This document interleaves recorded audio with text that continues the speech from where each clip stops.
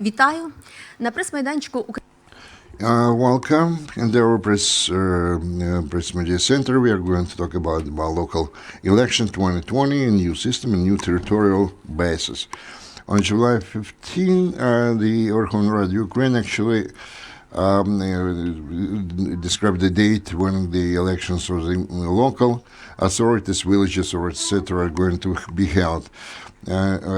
Actually, we do not have any clarity about the Donetsk and Lugansk regions due to the fact that there are no opportunity to present the common interests of the communities of those territories. So, July 16th, the Parliament of Ukraine voted for the draft law 51 and to introduce some amendments into the existing legislation, to criminal code, to code on administrative violations, and the law on the Central Election Committee and the Central Electoral Register. Also, the Verkhovna Rada adopted the resolution according to which it's eliminated 134 old districts, and actually they formed 490 new ones. About those issues we are going to talk about with our representatives.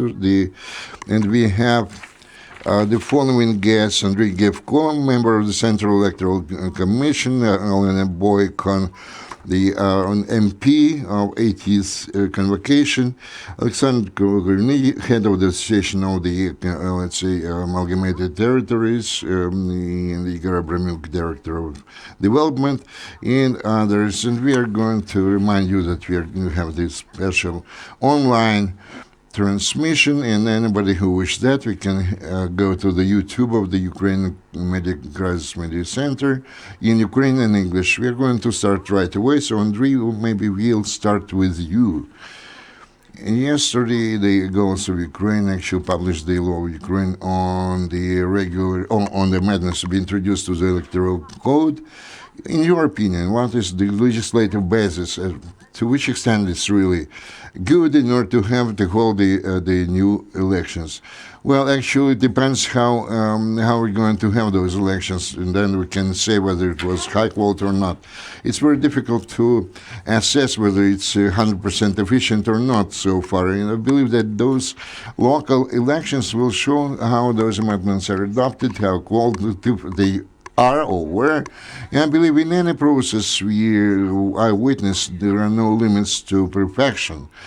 But I believe that those amendments which have been voted for by the Verkhovna Rada will allow us to hold those elections on a certain positive level. And again, since we have a new electorate system and we have some problems associated, we change the format of that, and in the local electoral commissions, they are going to determine the limits of the, powers and of the local electoral committees. And this is not going to be an easy task, but we are working on that. I believe that if between all the subjects of electoral process, we will actually manage to install necessary level of that, everything will be okay. In our turn, the Central Electoral Committee, we are going to be an example to follow, and if we start to trust each other into each procedure involved, then it would be easier for us to have those very uneasy and complex elections. I believe that the quarantine has been prolonged till the end of August, and under the conditions of quarantine, to hold the elections is still more difficult. This is related to voting and actually the counting of the votes, and so not only the Central Election Committee, but all those changes, amendments which have been introduced to the electorate legislation, there are some provisions made for the powers and for the cabinet ministers of Ukraine and the Minister of Health of Ukraine, in particular, in order for us all to do everything possible to ensure the safe and secure process of those elections. Thank you, Andriy. Ms. Olena, you're an expert. What do you think? To which extent the Central election committee is prepared for those elections, and do we have everything necessary, to ensure the high quality elections? Actually, we can switch over to some novelties, because there are a lot of questions in the social networks. We can talk about the election quotas and something like that. Well, I do support this. The next elections are going to be very complicated and complex, and we're going to assess and give the assessment of those elections on October 25th. It's very difficult now to talk about the amendments introduced into the new legislation. They have more reservations than, let's say, positive things. I can only wish to all the Central Election Committee members of elections,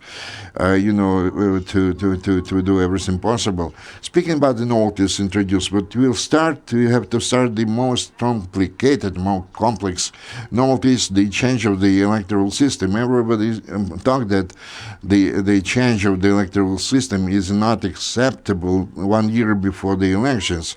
That was the recommendation of the Venice committee, and everything said came up with the recommendation of what has to be done for the elections. But 1 year later, I witnessed a lot of amendments, a lot of different amendments in the criminal code about the local self-government.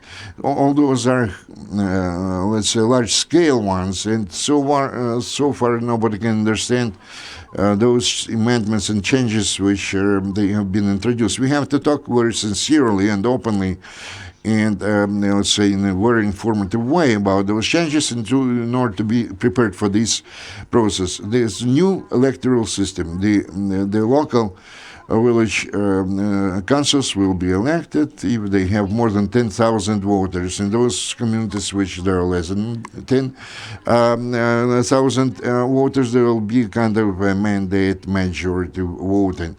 If the local village chairman, when we have their voters more than 75,000, they're going to be based on the absolute majority. If somebody, in order to be elected, has to have 50% of the voters plus one.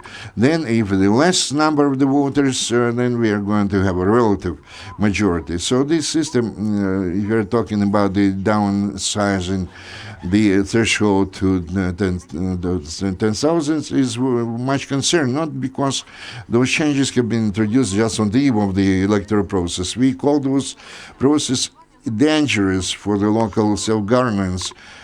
Take into consideration when you actually appoint somebody, or some candidates to be elected, this can be done only by the political parties.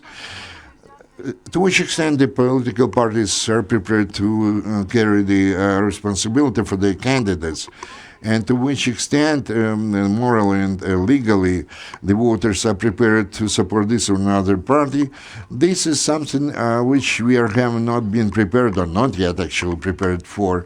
If you're talking about the constitution in Ukraine, the local self-governance is a guarantee that the local citizens, through their executive bodies, are going to impact or to influence the process of election. If we are going to have the party-based system, I do have a lot of doubt whether the local communities are going to influence this process. Of course, in this case, the certain parties will influence, and not all of them, but by the way, not all the parties, because not in every district we do not have those kind of profoundly based, vertically organized political structures, not everywhere. So I would like to draw attention, please pay attention which party is going to nominate this or another candidate. If this is not the case, maybe the party does not trust their colleagues, or there is no party selling this within a locality. Another change, imperative mandate. This is something new which has been introduced into the election legislation. That means that under certain circumstances, this or another party can actually call back their candidate, and I would not call it partization, but kind of centrism. and a departure from the centralized procedure. Unfortunately, I believe that such processes are not in favor of the reform of the local self-governance. And actually, we are going to assess these new novelties not on October 25th, but much later, when nobody can actually will be able to influence, and when the interest not of the local citizens' interests will be represented by a local party, let's say, cells. Well, we can talk about kind of communication between the party and the local community if we are talking about the calling back of their candidates. Well, these decisions going to be taken by the political party, number one. Number two is a kind of subject to discussion, because one of the, let's say, conditions or let's say prerequisites for callback is, let's say, non-representativeness of the party, because there is nothing is mentioned about the political party program or something like that. So we have a lot of subjective things, and I don't think that will be a kind of objective reasons or objective, let's say, steps taken in order to call back the candidates. And this is again brings about much concern. Again, if we are talking about, sorry to say that, but we are talking about the Central Election Committee, the reform of the later, and the, let's say, the manager or the supervisor of the Central Election Committee, and this makes provision for some amendments to be introduced to the law on the election. What happens? Actually, we are going to eliminate one of the units as subjective units, and actually they're going to the whole system of registration, and now they're going to introduce a new one. This is very dangerous, taking into consideration that today, according to the changes of the territorial, let's say, administration structure, we have to register several millions of the local voters. And if we are talking about the registration of those who are going to be responsible for that, again, I have a lot of reservations and doubts about that. Can we talk about the supervisory or supervisor system, which can be guided by some department, and from the point of view of the national security, who is going to be responsible for the preservation and protection of the personal data? Previously, the Central Election Committee was responsible for that, but after those amendments are going to be introduced, we are talking about the manager or the secretary of the Central Election Committee. Territorial, again, we are talking about territorial elections. There are some questions as well. They removed from the code the issue of the prohibition of changes of the districts and the constituencies during the election process. During this process, it can be done, but this is kind of a threat. Implicit threat. This is not wrong. This is wrong, actually, but anyway, it's what we have. Again, there is another novelty, and we all heard the subject of the subjects could be the, let's say, the application individual from the group of not only factions but the groups of Kirovohrad, and those groups have the same powers and authority to do that. So let's see, we have 5 factions and 2 groups, 7 subjects for application, which are meant to be compulsorily mandatorily included, and those subjects can actually come up not only with 1 candidate but with 2. That means that they are going to fill completely all the quotas. That means that the extra parliamentary factions almost do not have any chance to become members of this process, or the actors in this process. So there are no quantity who can actually become members of the Central Election Committee. No, there are some quotas, but let's just count.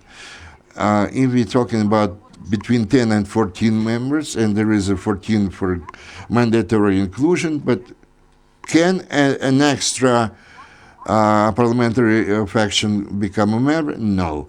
So how, my question is, how it can be done? There can be some agreement reached during some conferences or something like that, and how the voters will be aware about that. According to the new amendments, till the 25th of July, until July 25, they have to present the conditions which have been agreed upon with one group, with one party, about the cooperation. Then the legislator doesn't say anything about that anymore about that, So I don't know whether it would be sufficient to do that, because we're talking about the in-house policy regarding the in-house documents of the party. And if you're talking about the representation of the Central Election Committee, what representative office should be set up, and what, according to the amendments into the introduced into the code, can we talk about, if you're talking about the district committees, if you're talking about the pilot projects during the election process. Actually, the experts recommended not to give such powers and authorities to them, but anyway, they revisited this situation, and they supported the Central Election Committee to carry out experiments according to the opinion they have, at voting using the technical means and the software means, and counting of the votes using the technological means, and then the reporting based on the results of the voting using this specific system. In this case, the code may not be used, and those amendments and changes have been voted for during the first and second reading. I understand maybe I abuse your time, but anyway, those things are very important. If we are talking about the dual nature of the nomination, the candidates, this or not person can actually realize their election rights,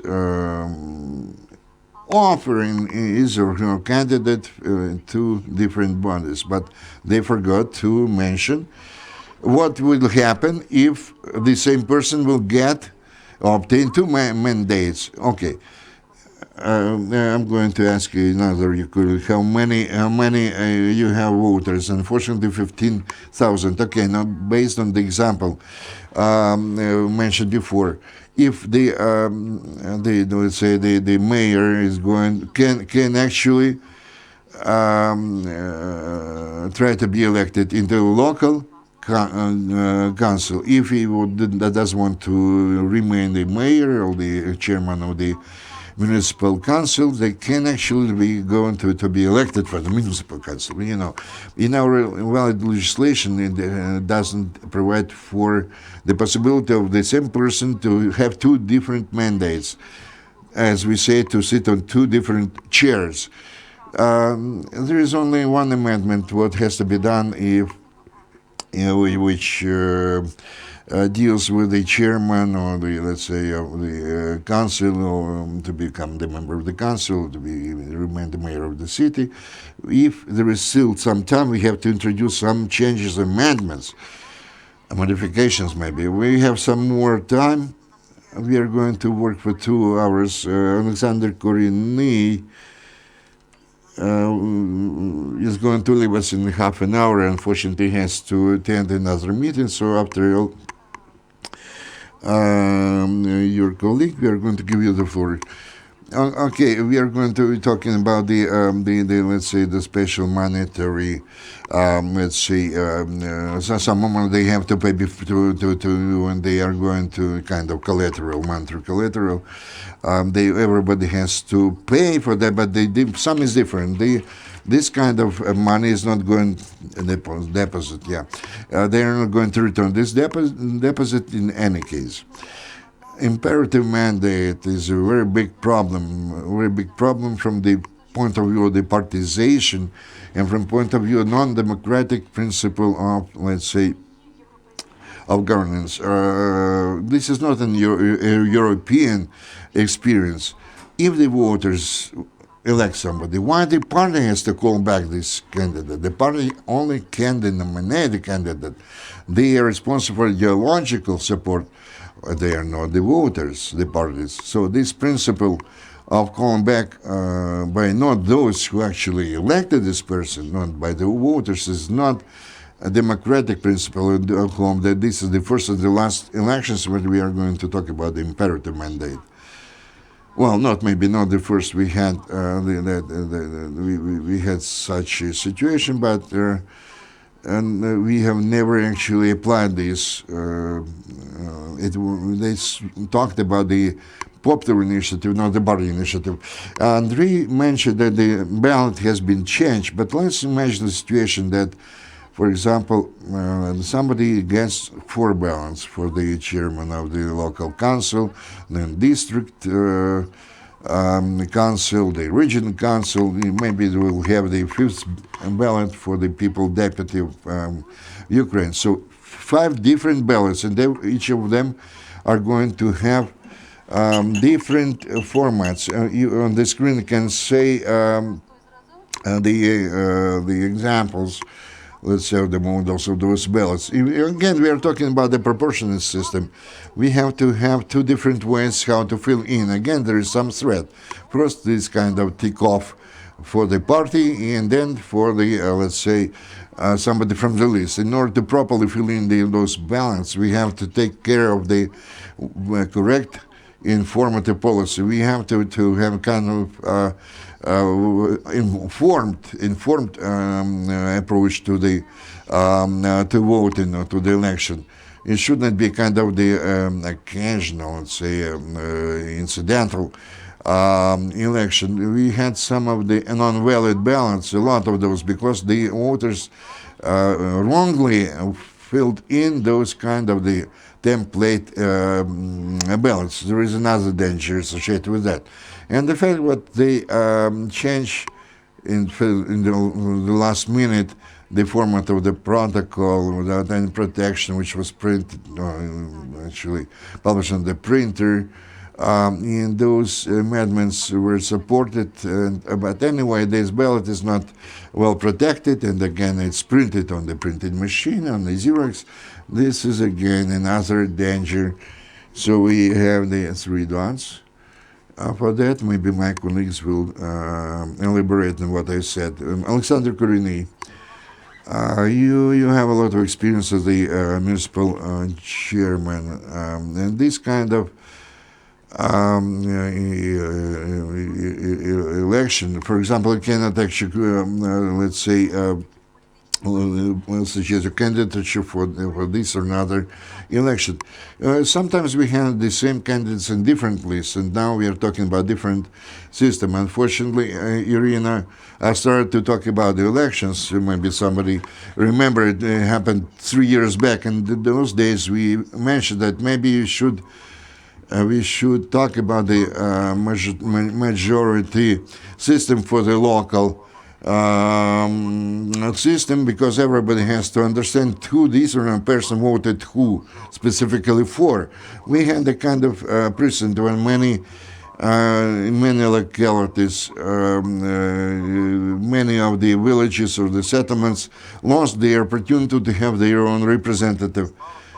Only there was a kind of acting village elder or village headman, but generally speaking, there was not a single candidate from this or that territory. So they were deprived of the right or the possibility to support the financial, fiscal interests or something like that, budgetary interests. So we wanted to preserve the majority. For example, when we voted for Ivanenko, he actually, we knew, we signed the protocol in our village, and then all of a sudden, the number 3 person, according to the election results, became number 1st. So my question is, when we're speaking about this figure, 10,000, why not 9,999 or 5,000, whatever? So we are talking about 35 and 50. So we said that we should not take the village. Let's say committees. Unfortunately, they came down to 10,000. Well, I can't understand why not give this opportunity to everyone, for the elections. So I'm not going to talk about the issue of balance. Olena, Andriy maybe can talk more about that. They are experts in those issues. I'm a practical man. I would like to talk what we are I witnessing today. Today, 100 days before the elections to change the system, and the majority of the amalgamated communities, and for the first time ever in their existence, to force them to take part in elections. This is not only non-European practice. This kind of chaos. And if you're talking about some of the nuances which my colleagues mentioned about the protocols, etc., I can see that everybody wants to have, when the elections do not depend on the people, not on the citizens, but some party, let's say, party leaders. And this reminds me of the chain dog. And somebody is going to abuse our rights. According to Constitution, I have the right to be elected and elect, irrespective of my religious likings or dislikes or whatever else. Why we have this kind of monetary deposit, by the way, which is not going to be returned in the long run? This is a kind of economic barrier for a person who would like to be elected, but they do not have necessary resources. A rich man with many children, he can pay, let's say, 16,000 hryvnia or whatever. What I mean to say, those people who understand how they can to make this money later when they're elected, or return at least their money. So those limitations or restrictions, again, we have some new information on the screen. For example, if there is in a city 10,000, then this will be, let's say, 4,500 deposit. If there is about 95, then we are talking about 17,000 hryvnia. But anyway, we actually limited the opportunity for the people to offer their own candidatures. Tell me, please, it's necessary to be a member of this or another party to be elected according to the constitution in place. According to the new law, this is a mandatory condition. If I want to be a deputy, I must visit my party chief, party head, and ask him to include me. Well, I understand to have a chance to be elected, we have to be at the top of the list. What is the necessary conditions? Several higher education, diploma, or something like that.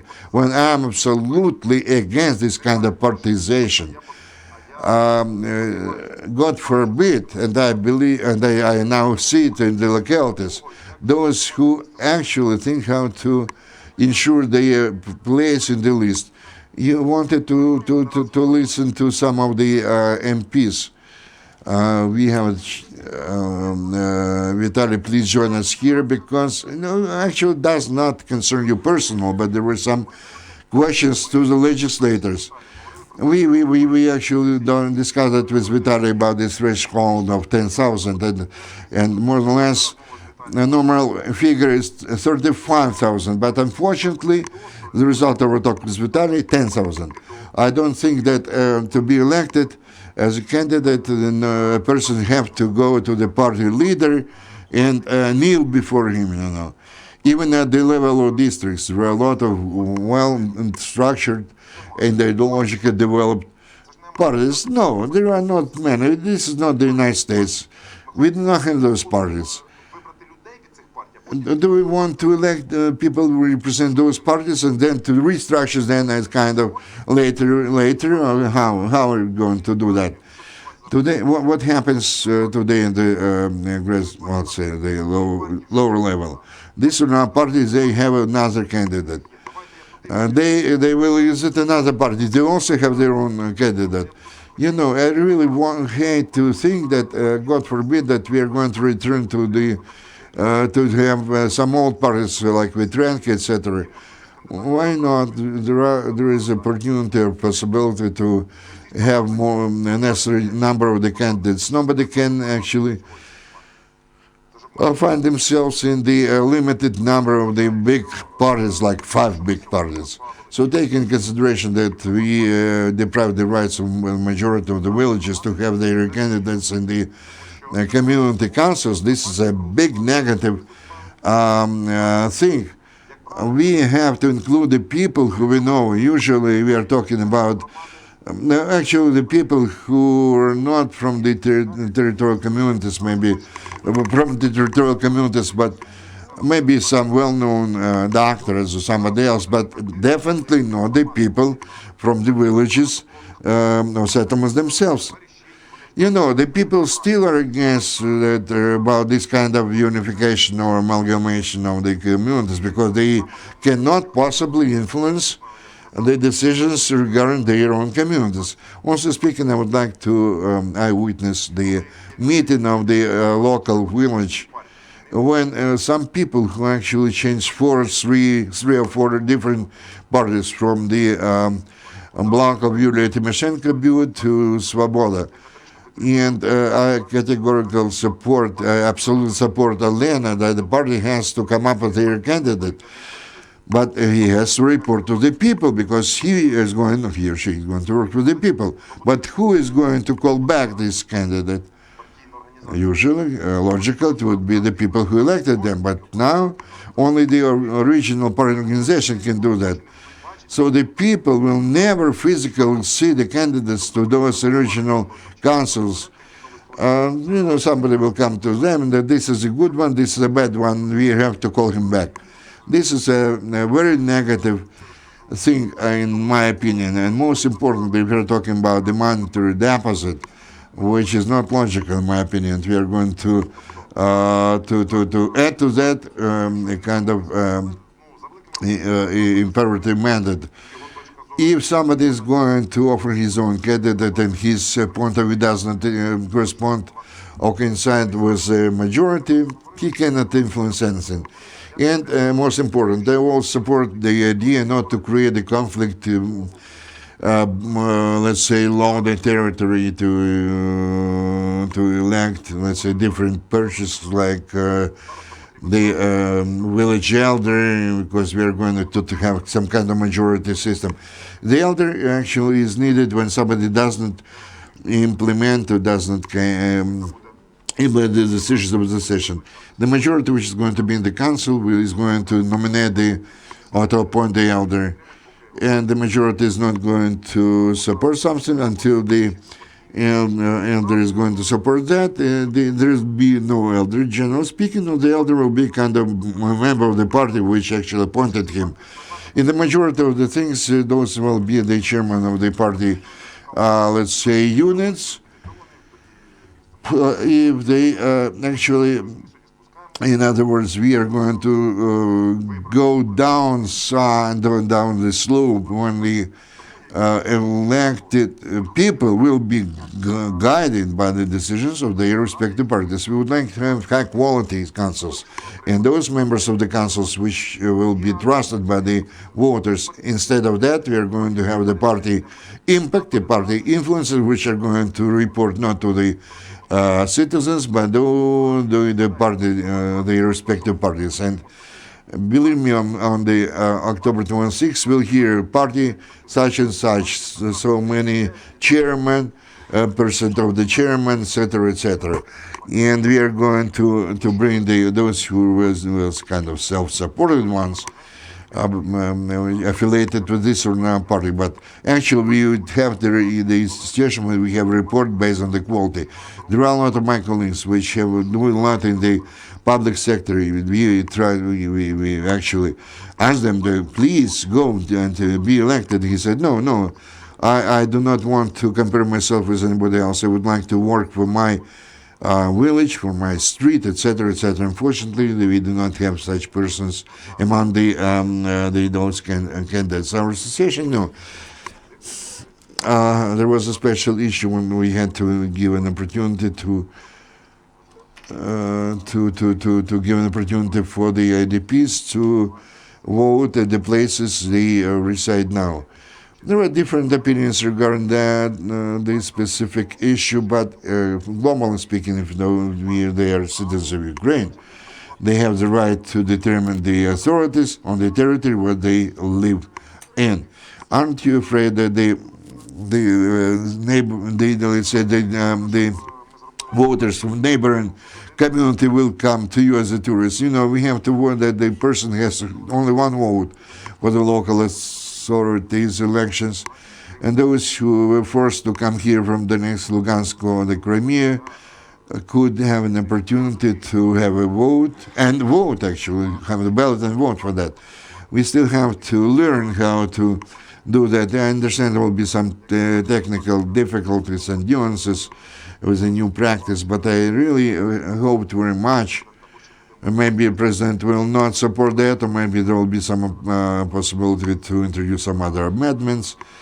And I believe this, what we have now it's kind of mandatory deposit is an evil thing, and further aggravated by the let's say this mandate, imperative mandate. People in the village, in the small settlement, or in the community have to determine who is going to be elected. Unfortunately, now everybody will vote based on some kind of the label. They will vote for this or another face, but who actually is in those lists? Unfortunately, the people will not be very much concerned about that. Thank you. Vitaliy Bezhin, thank you for joining us. We actually invited you for a round table. We did not get any information whether we were going to join us here or not, but we are happy you are here. By the way, we have the connection with Lozynskyi, who is going to join us after we give the floor to you. We have an agreement. Well, actually, until you joined us, we were talking about the election system, imperative mandate, about the money deposits, etc. So, in your opinion, Vitaliy, what are negative, positive, let's say, changes introduced into the election system? Thank you very much for your invitation. I didn't plan to join you here, but it's very good that I actually did that.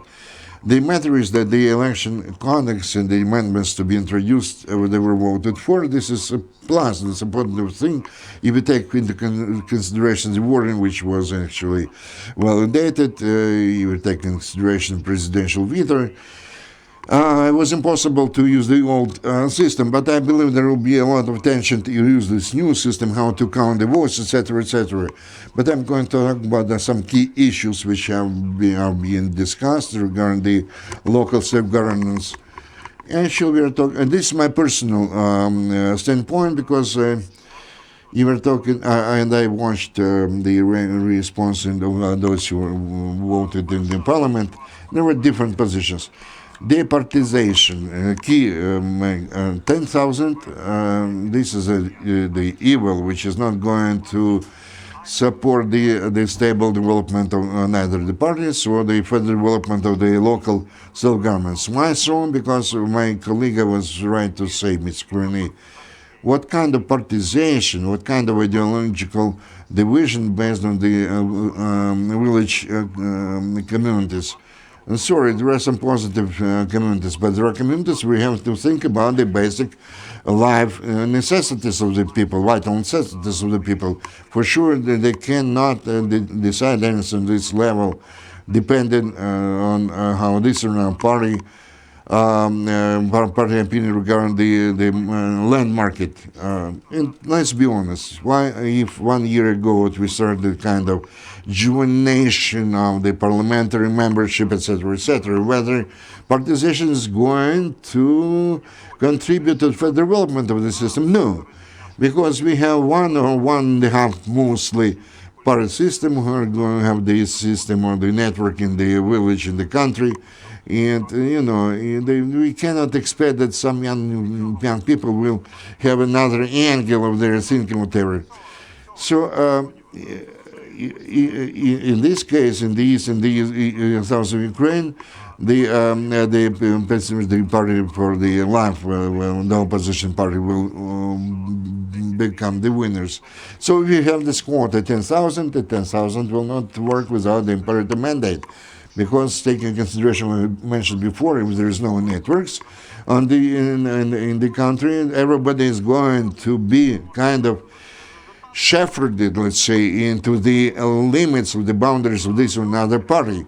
This means that they're going to join this or another party, and you have to somehow control exercise control of the discipline, and then they will use this imperative mandate. On the one hand, this is very normal for the party.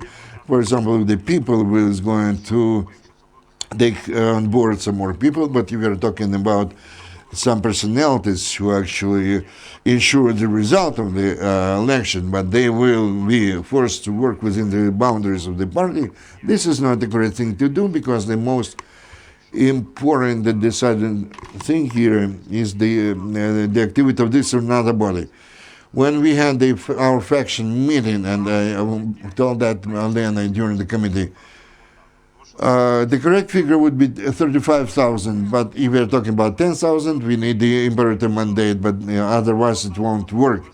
But imperative mandate will maybe will entail some abuse of the rights, because we will find ourselves maybe within the boundaries of a warm room and believe that everything is good and everything is directed at the development of local authority, local communities and the state. But we know we are realists. We understand not always it happens in reality. So if this or another organization, based on the people and initiative or not, but we understand that we like the petitions. There is a mechanism of petitions and the public budget. This is a very good thing, but if we do not take in consideration the lot of MPs using the activists, so to say, they are going to, with their help, to ensure the adoption of this or another bill or the draft law. And if this or another candidate does not works in this or another community boundaries, but it runs counter to the party line, you can always use this or another, let's say, a thing in order to deprive this person of the mandate. Speaking about some other things regarding the changes of the IDPs, this is a positive thing. A lot of people work now today, they pay taxes, and they still do not have the right to participate in this process. This is not about electoral code. This is about also nomination of elections. And final edition of the document is really great concerning procedure and the issue of Donbass. It is done correctly. And we will work according to this code. I voted for this code only against partization, because I believe that there will be negative consequences of this. And also the principle of forming commissions.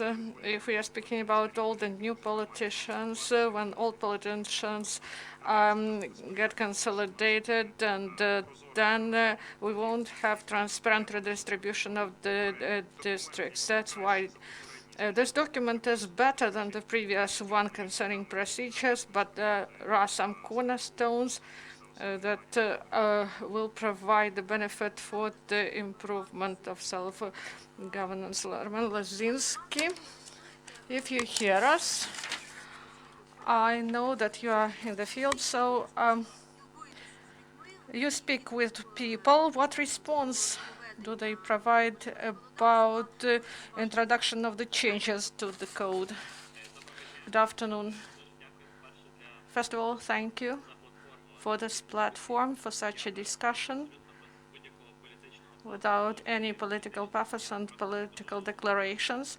I would like to say that in Lutsk there were 5 meetings in the morning, and during all 5 meetings they asked, well, what will be the responsibilities of the regional administration, and about local elections in Oblast, where they have more than 10,000 voters, and where did they get such ideas? And I joined when Mr. Korinnyi was speaking, and I won't repeat all those arguments.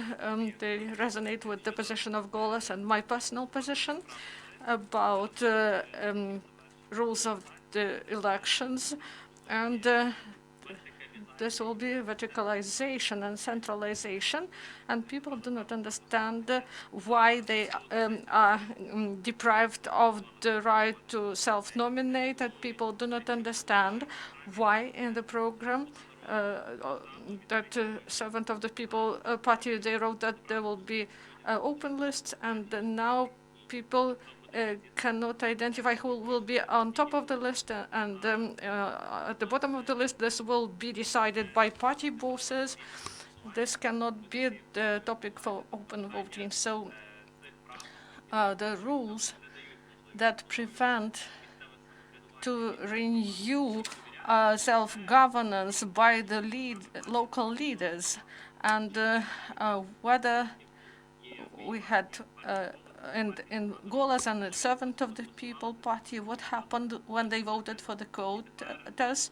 The lists were closed, and they want to buy or pray for this, and they will pass, and everyone else will do it through the quotas. Unfortunately, they won't succeed in this. Also about mandate, about impossibility to self-nominate, to join the party, no matter whether you want it, if you live in the region where there is 10,000, more than 10,000. This is a strike. And also about CEC responsibilities and some procedural aspects. So the only good thing in this that we were able to decrease the money deposit 9 times, and this was amendment provided by me and my colleagues. And now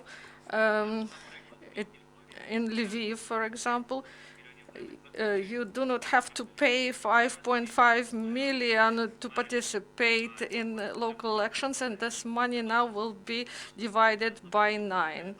Also about centralization, about the formation of the regions.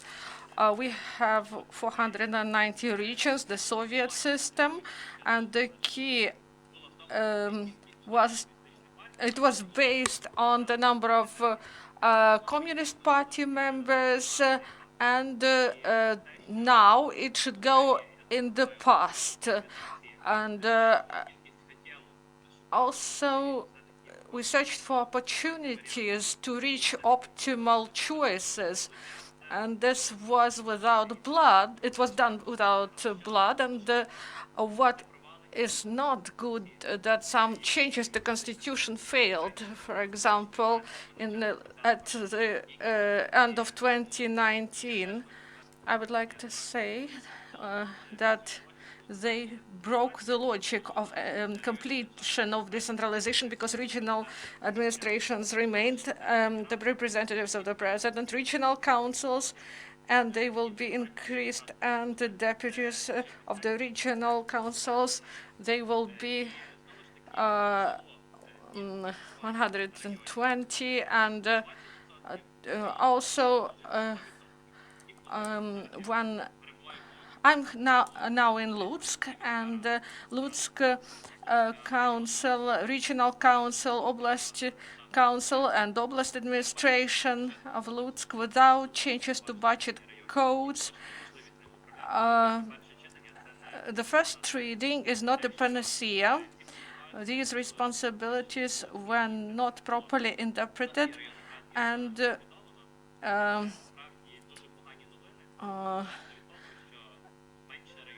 we have less regions, and this is better. But people locally with whom I speak, and we know that the elections will be in 95 days, and there were activists, the leaders of the streets, of the quarters, they were ready to go to elections. Now they do not understand whether the region will be a threat to their independence. And unfortunately, there will be such configurations. There are leaders we communicated with, we supported their wishes to go to elections, but now they are shocked. And many people do not want to go to elections to be nominated. And also voters, they will have problems. Lastly, briefly, I would like to say, unfortunately, if we look comprehensively at the new electoral code, when we close the lists, deprived people of opportunity to self-nominate, if we look at the oblast administrations, and there will be problems, and someone may get political bonuses on this, and they may say that everything was done correctly, but in the format that we have on the 25th of October, we believe that this won't help us to reload local government, and people won't be able to implement changes at the local level. There are many barriers, and we have a lot of work ahead of us in order to correct these mistakes. So thank you very much for your opinion. On the 27th of July, territorial committees will start to be created, and we wish you to create these commissions in a good way and to participate in these elections. And Vitaliy would like to make a remark. We have one guy from Facebook who speaks about decentralization, that he saves something, and they say that there are administrations and influence of the president, and we have these regional councils, even in Kuchma's time, and we had these councils with resources. So the number now is reduced, and budget code amendments were introduced, and now we say that this is centralization. So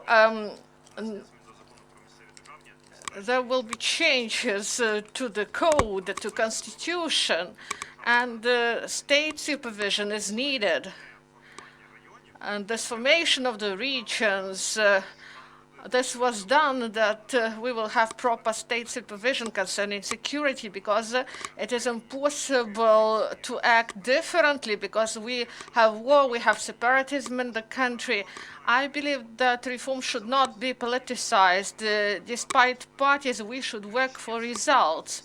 Is everything ideal? No. If you think that something is not right, you should know how to do better. Olena Boyko and Ihor Abramiuk, now they are going to join our discussion, the representative of association. Dear colleagues, I would like to support the opinion of experts.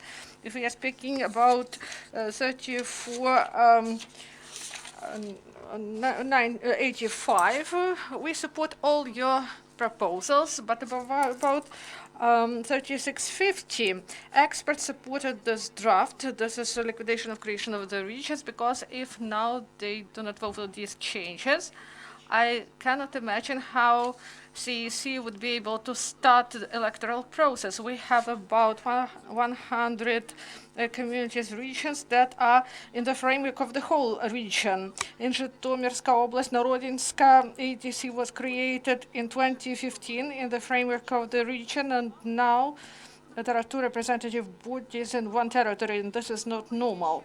Also, there are communities that were created in the framework of the three regions, and this is a dissonance.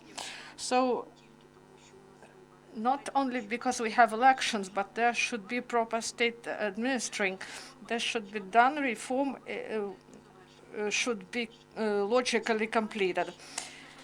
About whether everyone is satisfied, of course not. There were contradictory views, opinions, and I would like to say that the process of formation of the new regions and amalgamated territorial communities and prospective plans, this process was open. I attended 75 meetings at the Ministry of Development of the Territories, and they heard our opinion, and whether we had contradictory positions, this is politics, but if we are speaking about experts, the work was of quality. So we support 3650, and we ask not to politicize this issue. 3614 that was adopted in the first region. This draft should be approved in September. We hope for this, and it dismantles of all myths concerning the regions, that they will influence on amalgamated communities. In some way, they will be removed from budgeting, and 60% of personal income tax will remain in communities, and local taxes will remain in communities. And this should contribute to development of local governance. So we should believe experts, professionals, and support those young politicians who in this convocation continue this reform. And together, jointly, we will continue for the benefit of the development. So we spoke a lot about the enlargement of the regions, and we paid less attention to elections. Let's go back to changes to legislation. Association you represent, we know your position. You were against particization. You addressed President, Verkhovna Rada, People's Deputies. What are other positions except this particization are of concern to you, and what changes are necessary in your opinion? Thank you. So you started to speak about the regions and the budget code. I would like to say that our association, as an association of basic level of village communities, we were not against reform of the regions. Some regions are done weirdly. There were not many discussions about the formats of some communities. That's why I disagree with Olena, because at the last stage of the inclusion of this was lessened, and many decisions disappeared, and we do not know how some decisions were made.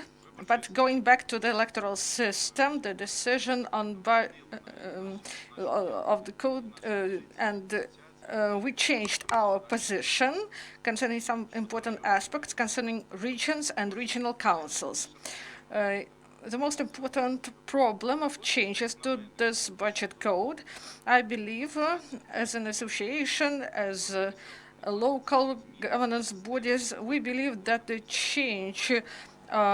changes were made without the opinion of local governance. All Ukrainian associations were against key changes, especially participation changes. Also, more than 1,000 people from communities addressed the president. We had a strike, we had committee meetings, and through the working group, we wanted to bring our ideas to a subcommittee, but we faced a wall, and I need to speak about this. I thought that there was a cartel agreement of parties, and we see that there was voting for the code on the whole. Some parties abstained, but about all parties except 7 of the people, they were unanimous. European Solidarity and Batkivshina and the PSG, and parliamentary groups except Golos. Golos didn't provide any vote, and there was some division in the 7 of the People Party. So we thought that parliamentary parties, they want to cover the self-governance, and we see the process that participation is not a victory of those who voted for this. Sometimes I have a feeling that the state, local governance, so that the state wants to have more loyal local governance. And this attempt of participation, there are some symmetric and asymmetric responses. Participation is going from top and from a grassroots level, different regional levels, different grassroots level participate, and Also, one of political parties that now provides some proposals on this. So local governance is searching for answers. Local governance was forced to get politicized, but it is not getting politicized as those people's deputies who voted for this belief. And there is no logical explanation for this, so we should start from scratch.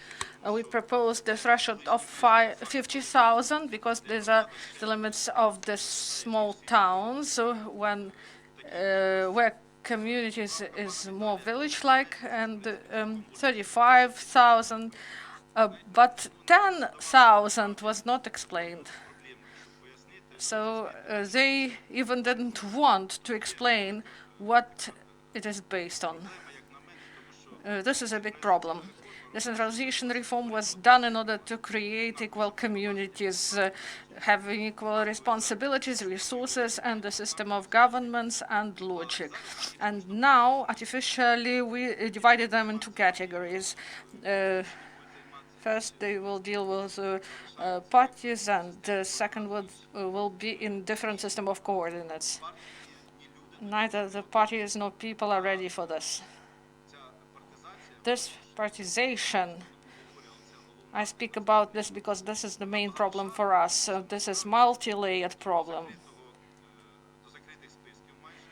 Closed lists, party activists, and not reputable people will become deputies, and the heads of party organizations will be ruling, and also they will have elections in regional councils also based on parties, and they will the logic is when representatives they are deputies in these councils, and when regional councils will have party bases, if they have together with administrations, they will just will try to find a way how to do these things. So if, for example, they want to go to Sinelnikov, they will have these services locally, but those heads, they will go to the regions because regions will be based on party basis. So I have a question to Vitaliy, to people's deputies, to the members of CEC. So 1 month before elections, they adopted such fundamental changes. So maybe you should introduce even more changes to return the logic to the electoral process. Undoubtedly, part of technical changes were absolutely needed, and changes are good, but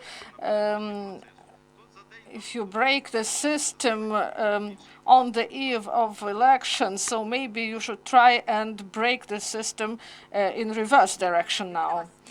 So do you have a remark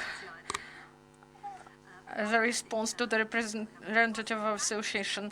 And we have a question to you about use of innovative technologies in the electoral process. We have many questions. Is this connected with pandemic? People ask whether these will be pilot projects parallel to live voting.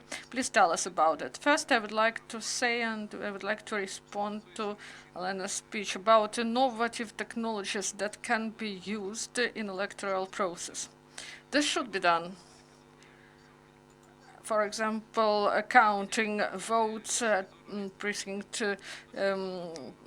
at polling stations, registration of candidates, and other processes that can be made. Also, IDPs, they may vote if they have electronic signature. They may having some documents from registers. They may make changes and they should not stand in queues, and in conditions of pandemic this is important. Until 10th of September they may do this. There is opportunity of change as of today, as of morning today. 1,000 people use this opportunity, more than 1,000. About 60% out of this number. They did it with the use of their notebook, with their computer, through the internet. They did this. And we do not have queues now. And in regional administrations and local governance bodies, there is limited access. This is really good services. And also we have statistics. Some people ask whether there will be some violations. We will see statistics and we will see how many people will change their voting addresses. We will speak about these issues. If we are speaking about technology, this is costly. And if some party organizations, if they want to do some violations to bring people from other community, I believe that these are fears from the past. They have some grounds, because in 2000, you remember that there were some violations and there are some fears. But now we have transparency and we provide statistics daily, and you may see what happens with the changes of electoral addresses. If we are going back to innovative technologies, I would like to say that we do not have money for these technologies to use them during elections. We wanted to simplify the work of territorial commissions in order to provide them with electronic means of calculating the votes. And there were requests made by CEC, but there is no money. That's why there are no changes on this. And together with the donors and the OSCE, we work to help commissions in order to calculate results properly with the system 10 plus. I call the system like this in order to prevent violations at this level, because human factor is present. Sometimes errors are made and the people, they get tired and they work on the day of the elections, and people work for 3 or 4 days without interruption, and errors are possible. That's why we need this means.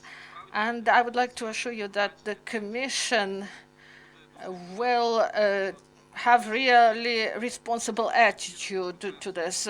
There should be trust. If there is no trust to this processes and procedures, there won't be any trust to the legitimacy of the results of the elections, and this is critically important for the country. So we introduced these electronic means, and we do not want to have these violations. Everyone has the right attitude to this. When some means are introduced in the state register of voters, this is done with proper conclusions. And the matter is, I would like to call on not to politicize these issues within CSC. You may check all this. We have open meetings. We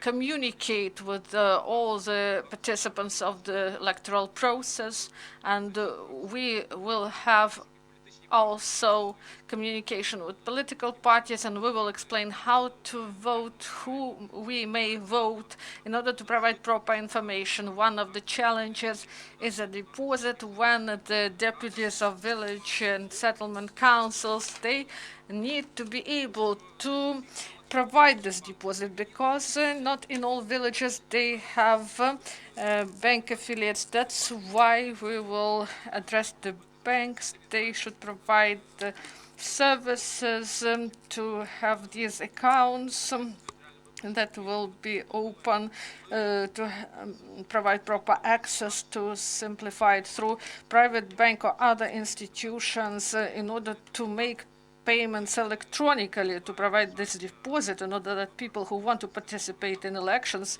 be able. But again, coming back to the innovation technologies during those elections, in fact, we are going to work with what we have, because financing funding is limited, and to introduce some services, we don't have an opportunity to do that because we do lack time to do that, among other things. Since we don't have money for innovation technologies, we'll record that.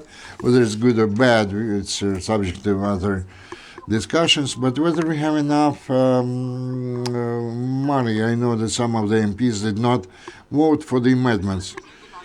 Well, the amendments into the budget have been adopted. In fact, there are enough money or funds, and there shouldn't be any questions about that in the now. Even those amendments which have been discussed at our committee's meeting regarding some of the authority or powers, we are talking about some kind of central subvention which should be let's say, given to the local budgets, and the local budgets would have to purchase or procure whatever whatever is required. The problem is that the time when those territorial committees, it's very difficult to do that, to take care of the procurement at a certain level.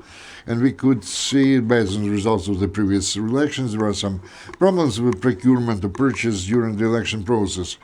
We do not have enough, let's say, highly skilled persons, if we're talking about the procurement of different material assets, in order to ensure the holding of this process on required level. And this should be done by the local governance bodies. And as far as I know, those amendments have not been adopted. Well, actually, honestly speaking, I'm not prepared to give you the specific answer, because on this morning we were given the finalized wording. But most importantly is to properly spend those money, and we are going to exercise control over this thing. I have a question to Andriy. Well, actually, there are a lot of questions put by the local communities. They are in shock because they cannot understand what process they're going to live through, and there are a lot of questions on their part. And only this morning they published, or they actually disseminated the text of the new code, and we are waiting for the actualization on the Verkhovna Rada website. Most is scared about this kind of the election tourism of the local communities. When they fix the date, the figure of the voters in order to apply this on our system, it's very difficult to understand that, really. This should be considered. We are talking about August the 1st. Actually, we analyzed this phenomenon, and the first day of the month, which is the first before the month of election. So we're talking about the 1st of August. Those are very expedient and valid amendments. So on the August 1st, the communities have to say what kind of system they're going to use for the election. Thank you very much for your answer, because you understand what the communities are afraid of. And the second question, when you mentioned the innovation technologies, the software, the communities are waiting for some kind of the additional auxiliary means which will help them to go through this very complicated or complex system of counting the votes. We are talking about some kind of auxiliary tool. I don't know. Anyway, the committee is responsible for counting the votes, not the machine-based, not computer-based. But I just imagine that the village election committees, it's very difficult to do that. They work in many years, and they do not have any idea what kind of system they're going to use. So we're talking about a huge massive or some potential, let's say, courses or education courses some kind of information awareness campaign to be in place, because we really face a very big challenge how we're going to count the votes. As I mentioned before, we had some plans for the modernization of the election system in the context of local elections. We are going to speak into the mic, please. As of today, there are no money allocated for this specific subject matter. And what we are going to do with our international partners, by the way, this thing was very much discussed by the parliament. They didn't want to attract some foreign money. You know, there's some nonsense that, because somebody can do that, somebody not. So we're working on the issue and how to create to offer the services which will help not only to count the votes, but in the formation of the districts and registration of the candidates to be elected, in order for when we can use those means or those tools to prepare the final decisions, etc. So we tested that during the first elections last year. I can't remember how many commissions we had, about 5. So I do hope that this will facilitate the task of the local committees. But this is not the resolution of the problem per se, because we have to set up the local election committees and the special module. And I do agree with you completely. We have to correctly count the votes given the offered system. This is really a big problem, big challenge. Olena, I also have a question to Andriy. 2 questions, actually. Number 1, so what we are going to do if the deputy will have an opportunity and obtain or get 2 different mandates? Can we talk about some legislation regulation of this?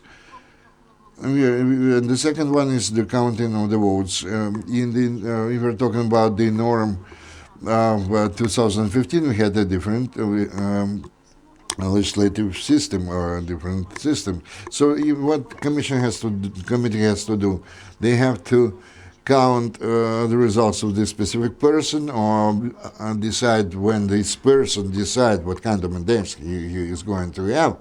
So, and another question, when we have the resolution of the Central Election Committee, where they're going to have this election. Can you give us the answers about that? So the procedure is determined by the law, and in fact we expect of the committee, actually we're expecting the decision to be passed by the Verkhovna Rada and the cabinet ministers of Ukraine regarding this kind of the submission of to those authorities, to the bodies, in order for us to determine the date of the first elections. So far, we do not have those acts of the cabinet ministers of June, dated June 12, territorial and election centers in each territory. We did not have anything either from the Verkhovna Rada about the districts.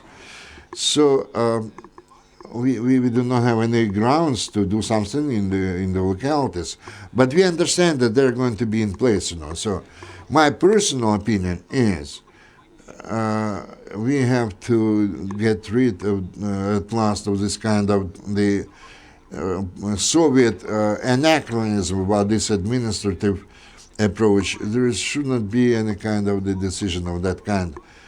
We need to do that in order to move forward further on in the issues of developments, and not to come back all the time, whether I would like to live with this or that or not.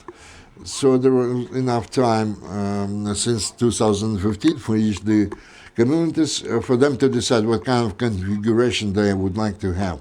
Everybody has the equal conditions to do that. So they had to determine what they would like to do.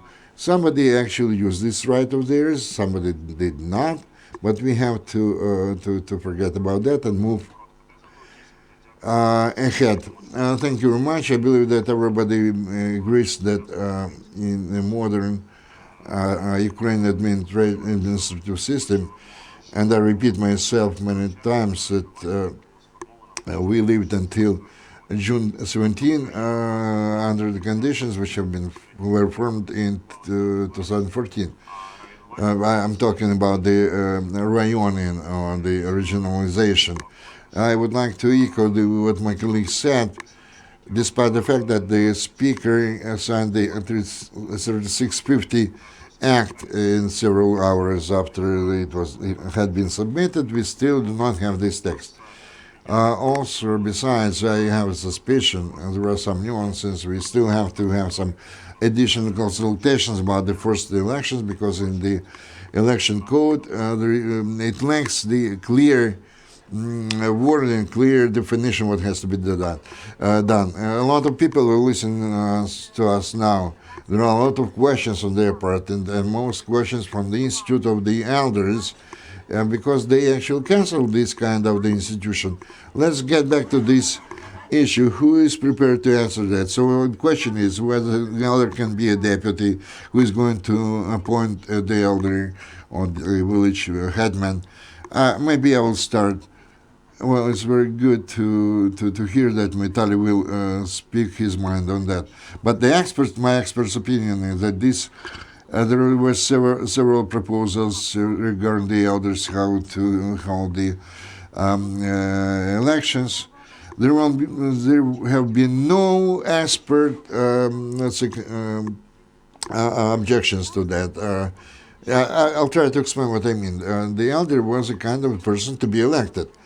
The Constitution doesn't say anything about the elders. What the religious staters did, they made this person to be elected. And we are not talking about the nomination or the appointment of the elders, because we are talking about one person appointment or nomination. We are talking about the elections. Elections can be direct or indirect. Direct elections when we go to the election stations, or and we vote. And indirect elections when our representatives in the Verkhovna Rada elect for us. And I do not have any reservations or any objections regarding the election of the elders. And I would like to say that according to the amendments 475, there were some amendments about the local self-government. And they also adopted, there appeared a new article. And I believe our elders should be aware of that, and so that they have no doubts about their authorities or powers. There is a list of 13 items of their responsibilities. So they have to represent the interests, first of all, of the territorial communities, to participate in different meetings. We still preserve the position or the item that the elders are members of the executive committee, etc., etc. Also, the elders have the right to participate in those. So there's the kind of broad range of the authorities. So also the legislature makes provision for the form. The elders, according to the law, have the powers, and the provisions, regulations regarding the elders, which are determined by the broad council. So what procedure we're talking about, which is all this is based upon? So the council elects the elder, but based on the submission of his candidature by the chairman. So they have to determine who they're going to work with, how comfortable it will be for them from point of view of communication, etc., and the high quality of the work in the localities. We know that some elders have been elected who are in confrontation with some of the chairmen of the territorial communities, and this leads to some kind of dissonance, conflict in their work. And they were guided by the logic when they adopted the new amendment. By this kind of, they tried to remove this kind of the discrepancies or conflicts. So let's work. The door is open if we have some entrance. It also means that we have some exit for that. So, first of all, I'd like to thank the experts for their very high quality analysis of the amendments. There are two different plans. The first plan is based on the administration. And Olena was right to say, in order to regulate some conflicts, political, some other conflicts between the head of the territorial community and the elder, then we have to do something when this is appointed by the political body, which anyway has been elected. This is an indirect elections. The only negative which we can talk about, we considered some alternative versions, like election of the elders. So when we are talking about the unification of territories, etc., whether they had an opportunity to elect their own elders, or the, let's say, the village headman who will work with the community. But there are some legal obstacles here, but maybe in this case we should have to elect all the elders, because we had to establish the elders districts, and then the question is who is going to form all that, because they have never been the case when they had to elect this kind of the body. So maybe it would be better if such an approach to this institution would be introduced under a different threshold of participation. Well, maybe during this election on 25th of October, in some of the districts there will be no election of the elders. If we preserve the previous norms, there will be only the council, then they will determine the elder districts, and then we'll have to spend some time, and we would lose a lot of time, just to continue what Vitaliy has mentioned.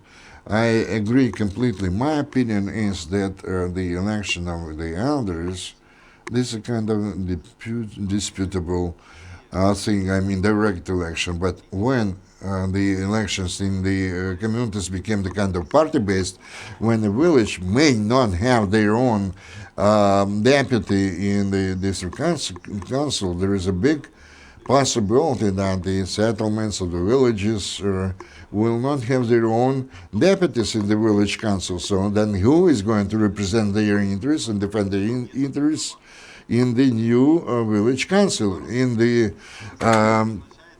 let's say in this territorial community? The elder, the majority has to elect then by the local council. So it's a kind of political approach, maybe not the necessary person, not the person who was recommended by the local community whom they recommended, not this person will be elected. And this is what Vitaliy said, 10 plus, but 10 minus. They will not ensure their representativeness or representation in the local community. So if the threshold of participation would be that everybody is subordinated to them, maybe we should not even discuss this issue of the election. But now it's the debatable issue how each settlement or each village is going to be represented in the community council. And by the way, they mentioned that each village is going to be represented, each community is going to be represented in the district, and the rayon and the oblast or regional council. Actually, there is a question on who depends the number of deputies in the elder district in the amalgamated communities. Maybe I did not properly understand the question, because the notion, the elders district is the district where the elder is being elected. If we're talking about the election district, then the legislators made provision for that. There are already established districts, and we are actually waiting for the number of the deputies there from the amalgamated community. Yes. We are going to continue to work with the questions we receive, but still let's talk about the gender quota. Are there any amendments or changes in place, Olena? Actually, they tried to introduce amendments in 50 to 50. There was a serious discussion of this issue in the Parliament meeting hall, and even we heard the position of the party representatives. For example, it's very difficult in the village councils, it's very difficult to have 50-50 balance, enough number of the women who would like to be a party member and work for the public interest. So the norm remained as it was before, 3-2. So in each 5-person unit, there must be these divisions 3-2, 3 males, 2 females. So this is according to the valid situation. Some of the questions from the social networks, whether the legislation has changed regarding the responsibility for the election, violations of election system, how are you going to punish the violators? Actually, we introduced some changes. We could talk about this, but the first, if you're talking about the changes to be amendments to be introduced into the valid codes, they're clear definition of those, but critical is how they're going to apply those norms. And I have even more questions in this case because the law enforcement bodies and the judicial branch would have an adequate response to that. Maybe they should take care of the preventative actions and to ensure that if there are some violations, there is a certain or a relevant punishment for that. We can see that the judicial procedures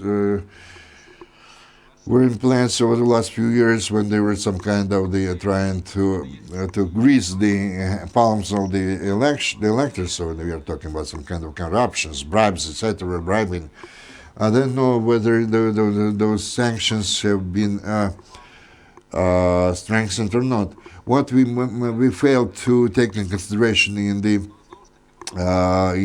the specific issue, trying to bribe, to buy the electors or the voters. We have to work on this issue, but we are talking about preventative actions and the awareness and the understanding, comprehension of the part of the elections, how they can make use of the election right and not to abuse this right.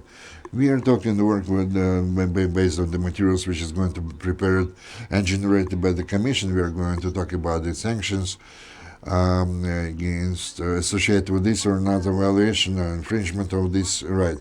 There will be some kind of let's say the division of the different regions, the temporarily occupied areas. Maybe this question should be addressed, Andriy. But the legislators actually specifically indicated that we are not going to have some elections, separate elections. But if you're talking about the delineation margin, we have to be more specific. We're going to have the elections in this or in other communities. We have to obtain their information from the security service, from the SBU, from other, let's say, law enforcement bodies in order to avoid the possibilities of the local elections on the temporarily occupied territories or the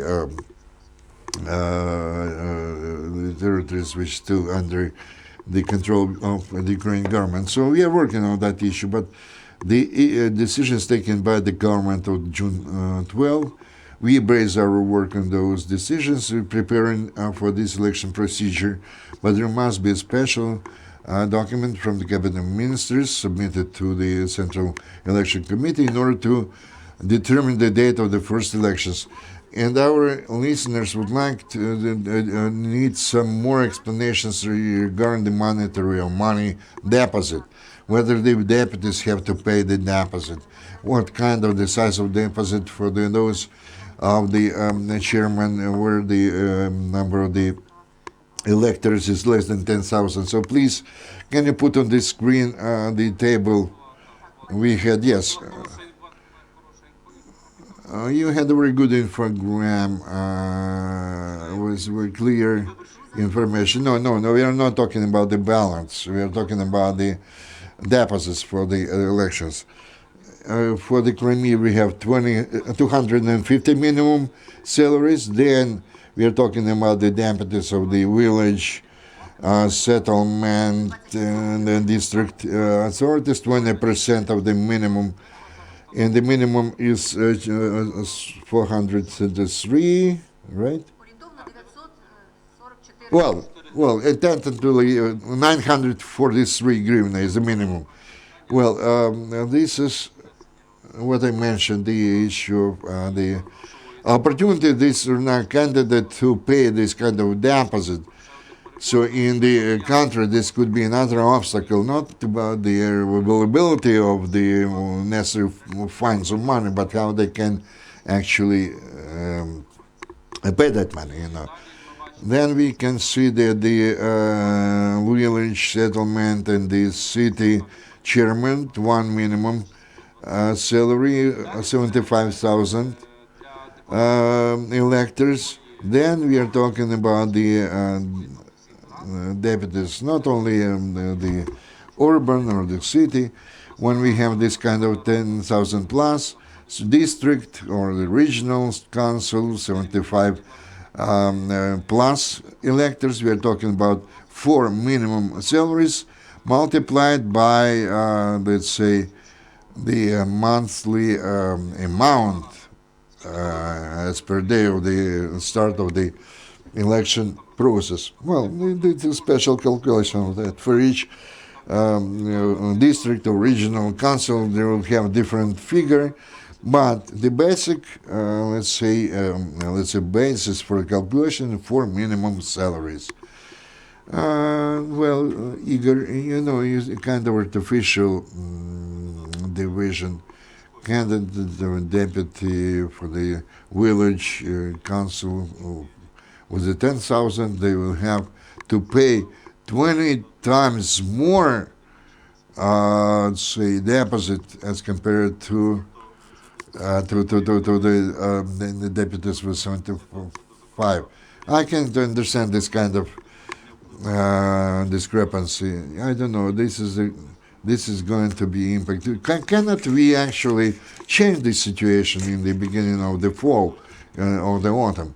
We're still not going to elect deputies in those days. Yeah, I understand. It's a kind of rhetoric question.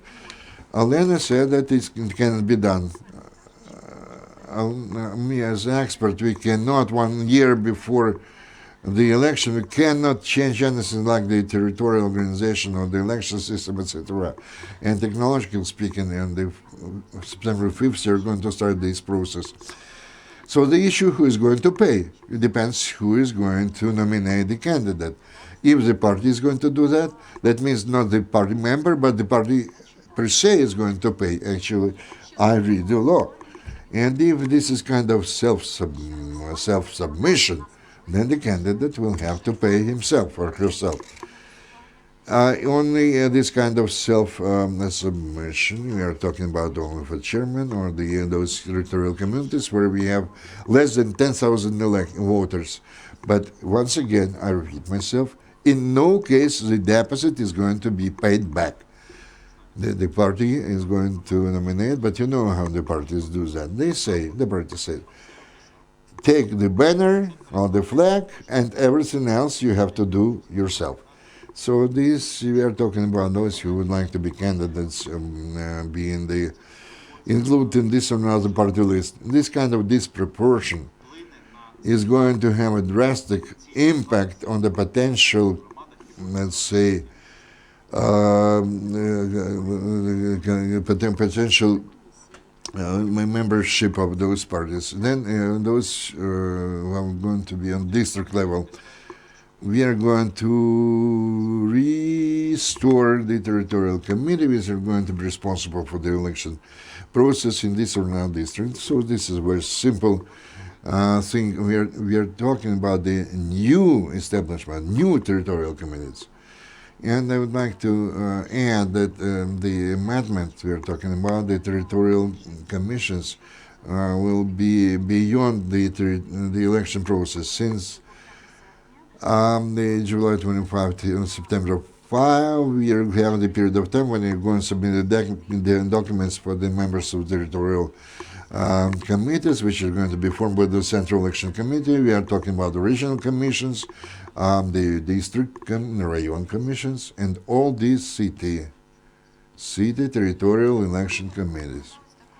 In this case, the legislators actually made provision for another norm in support of what Andriy said, that the commission which were permanent commissions, they're going to be eliminated. and they maybe Andriy will agree with me or disagree, and we are going to do that on the new territorial basis. So we are talking about the new administrative system. Absolutely true. There is no other.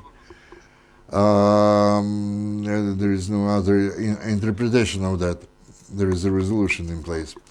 So, Iryna, I have a request for the Ukrainian Crisis Media Center.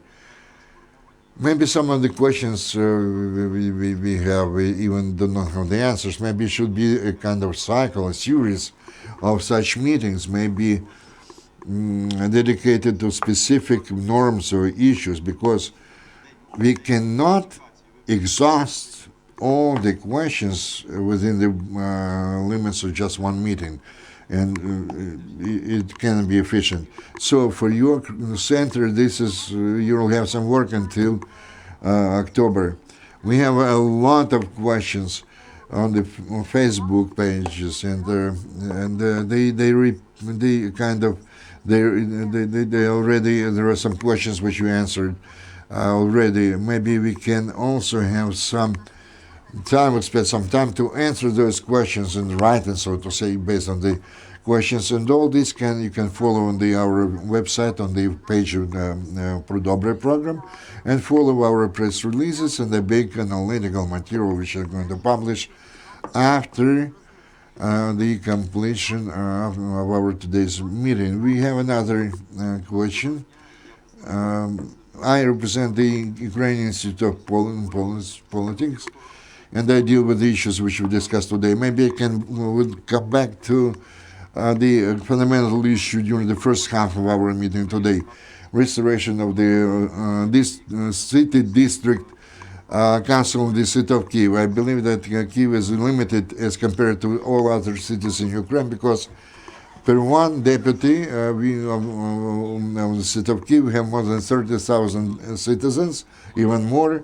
And more than 1 year now, we actually deal with 4 major pinpoints: Ukraine, the Constitution of Ukraine, a new election code which has been adopted recently. We are talking about today, and the law on the city of Kyiv. All those 4 laws contradicting each other. We base ourselves on the decision, the ruling of the Supreme Court, but I believe that the representative in the city of Kyiv has been violated. Even what was supported in the first reading, it does not exhaust, it does not restore those councils. So I have some kind of debatable question, but I have a question to the representatives of former MPs, and whether the Kyiv citizens can rely upon the following, or maybe when this reform of decentralization is through, that they will have the reformation, or it's a restoration of the previous system, maybe Magdeburg right. And actually speaking, what can you say about the possibility of resolve this problem? Maybe I'll start. Even in our 8th convocation back in 2015, we started this dialogue about new wording of the law in the capital city of Ukraine, Kyiv. This is the issue put to us by the citizens of Kyiv, by the Kyivites, that the district councils in the city of Kyiv must be in place. My position is yes. Usually, we should have those councils. But there is a constitution in Ukraine, the restoration of the Kyiv city district councils. This is within the powers of the Kyiv city council. They have to pass a decision about that. We have the districts, but we are talking about the city district councils, and they have to say when those elections have to be in place. And so they have a special norm that on October 25th we are going to have elections to the city district councils in those cities when they have it. If not for this specific case, but maybe for the next period of time. So you have to support this decision. Thank you very much for your comment. You can only support what you said. Microphone, please. Okay, if they set up the city district council, those will be the first elections to those councils. Next question. Good afternoon. What is the destiny of the registration of voters in the eliminated districts? The registers of voters is within the structure of the districts administration. This reform is going to be based on the further reform of the district administrations. Until next new year, there will be no changes introduced. The state administrations will remain in their place and continue to work, and there is an issue regarding the establishment of central election committees, and depending on when they are going to be established, set up, there will be some changes and amendments introduced in those councils. So you were talking about the departments who work in the local government, let's say, borders. They are going to continue to work. We are talking about the regional cities, let's say. So far, there is no threat to them. So you're talking about the district state administration. This is going to depend upon reforming of this or other, let's say, district level of state administrations. So what I can assure you of, that indeed, we really, this is issues strictly followed by us, and there will be no, let's say, misunderstanding in those issues. And in our part, the Central Election Committee, we are going to be actively lobbying the interests of this register to preserve such registers of the voters. There are a lot of issues to be addressed, but again, we have to talk about some kind of the concerted work and the efforts of the cabinet ministers and the Verkhovna Rada, etc., and those who actually nominate the heads of the relevant administrations. But we would like, I believe that we have to do everything possible to preserve such a register. Some conclusive remarks, Mr. Igor. We heard that we have to continue this kind of marathon to discuss some of the novelties we introduced, etc. If you would like to add something, please do it now.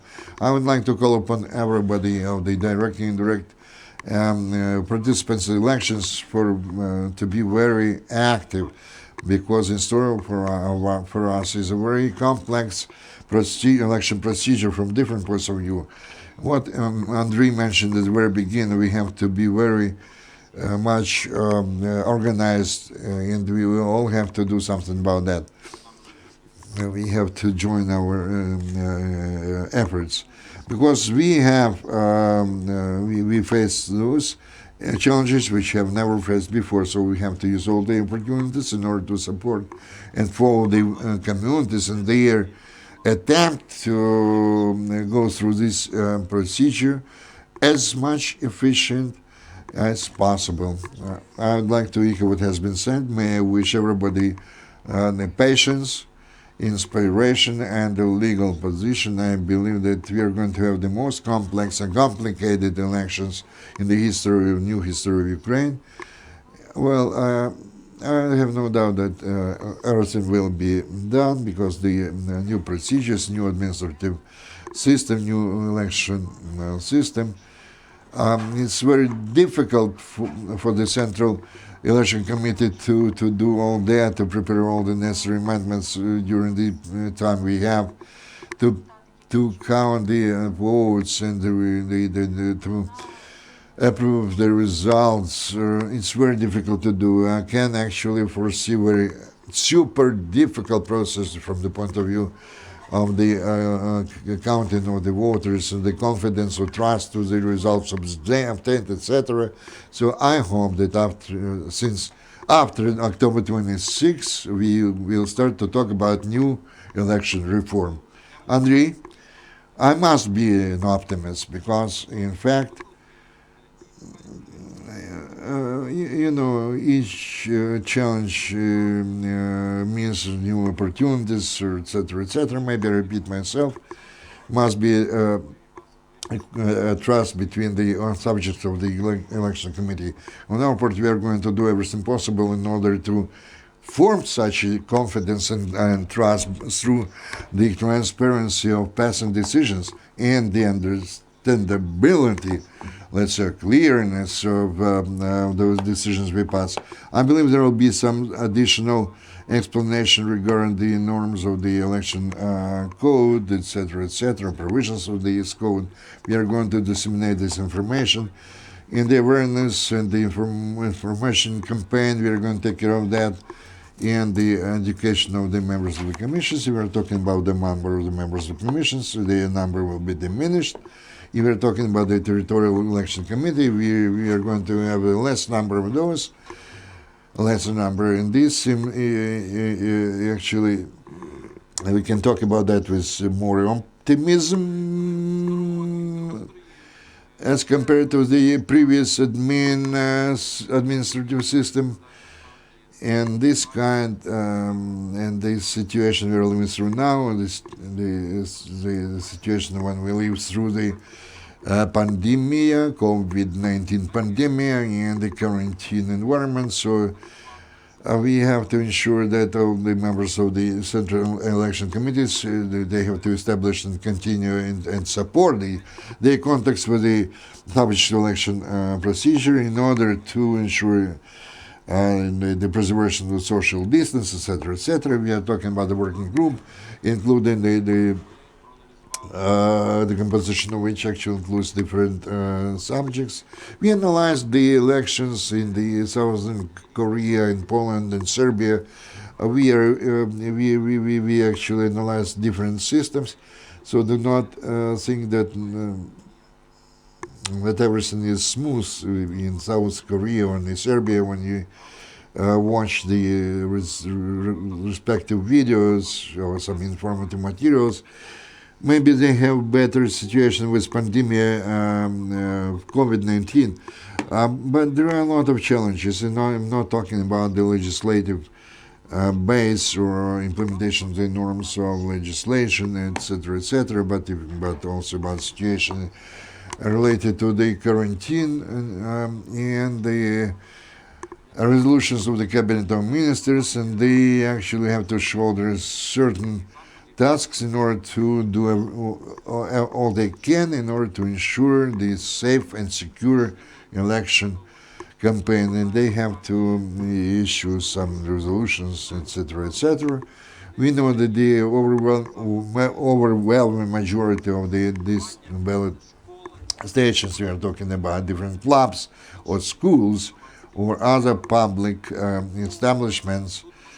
It's very important here for the government to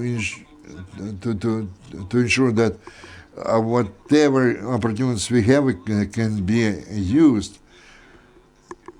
For example, at the entrance of each of the centers for election, let's say, stations, there must be specially equipped entrances, to take control of those who enter, how many people enter at the same time, those stations, because the rooms must be safe for the voting. And there are a lot of challenges and problems we face, but I believe by joining our efforts, we'll be able to ensure the necessary level of elections. But it's not going to be easy. Thank you very much. Thank all the speakers. Dear friends, today with all our MPs, the representatives of the election committees and the local authorities, we discussed some issues dedicated to the next election campaign. We hope that this was very informative for you.